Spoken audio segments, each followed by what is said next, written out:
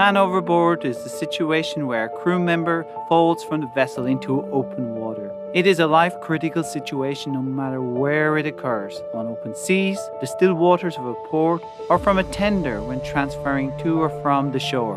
No matter where it happens, this situation is perilous and time is of the essence. Without buoyancy aids, the crew member could drown or in the waters around the British Isles be quickly subject to hypothermia. Research has shown that crews, on average, have less than 11 minutes to recover a crewmate who has fallen overboard into cold water before they are unable to assist in their recovery and become unresponsive. This time decreases as the water becomes colder or the sea state rougher, where just 4 or 5 minutes is the critical recovery window.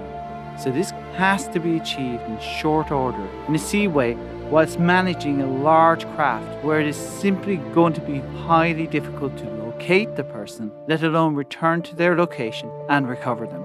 The statistics here are horrific. 2023 figures published by the Marine Accident Investigation Branch reveal that 47% of reported man overboard incidents in UK waters from recreational boats end in a fatality. In light of this, we want to do anything we can to help and have provided eOceanic with specific man overboard functionality. The man overboard function within eOceanic is designed to provide a quick and easy means to 1. Record the position of the man overboard. 2. Record the time that they went into the water. 3. Provide a time in water counter so you may assess the recovery situation.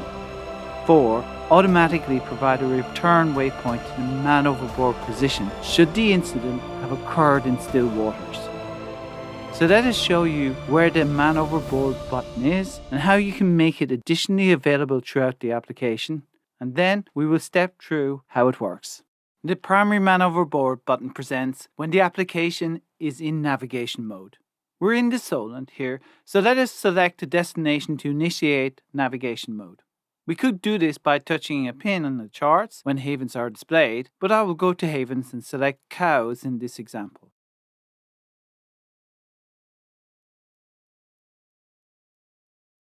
Once in navigation mode, the man overboard button is large and central to the display. This is the principal man overboard button.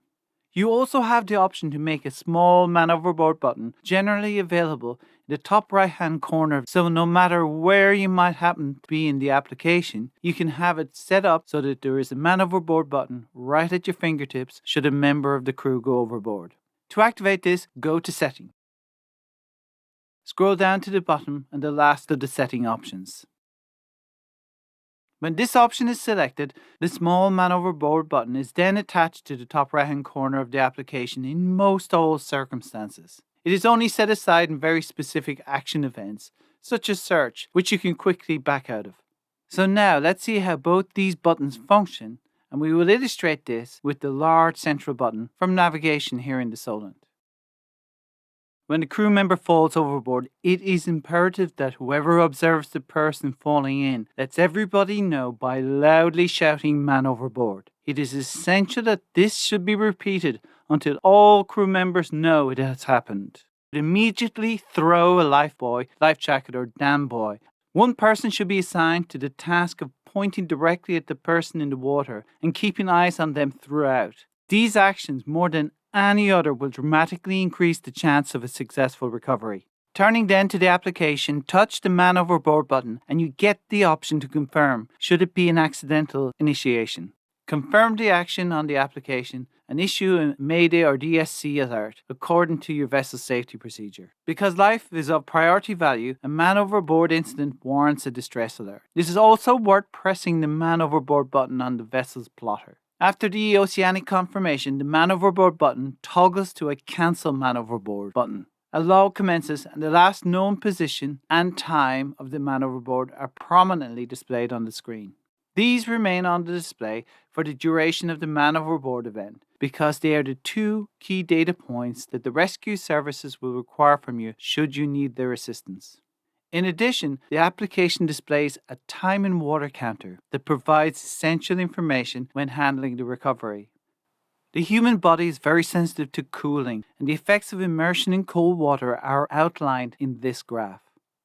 The average annual water temperature for the British Isles is underlined. Add or subtract 5 degrees for summer or winter. Empirical evidence suggests in these waters it is highly likely that the man overboard will become unresponsive in less than 11 minutes.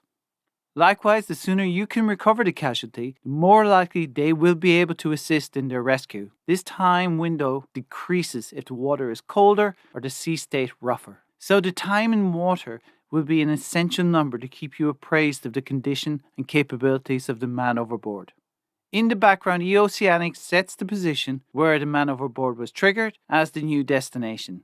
And although we are floating about here, you can see the application provides a real-time bearing and distance back to the location where the man overboard was activated. It is essential that lookouts do not lose sight of the casualty.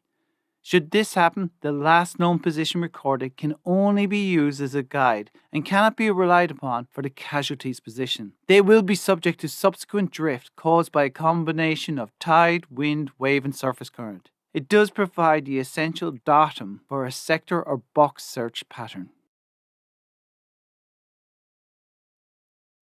Once the man overboard incident ends, simply touch the Cancel Man Overboard button. After confirming this action, the man overboard log is closed and normal navigation resumes to the original destination. The man overboard log is saved and automatically titled as such in My Logs. You can rename it later. If you already had a log running when the man overboard was initiated, that log will continue uninterrupted throughout the man overboard event and thereafter record the passage as intended. This will also contain the man overboard subsection of the overall passage. And as always, touch charts when you want to see the track of the event. The procedure is exactly the same, whichever of the man overboard buttons are used.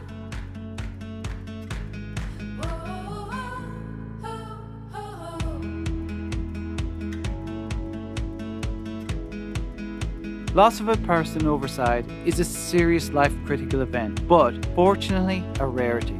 However, it does occur from time to time, and we want to provide you with some tools to help you handle this event. Safety is central to eOceanic, and we will be adding to these features in the future, so watch this space. In the meantime, if you think there is an additional safety-related feature we could add to the application, please do not hesitate to contact me personally. We're here to help. Thank you for taking the time to view our Man Overboard capability.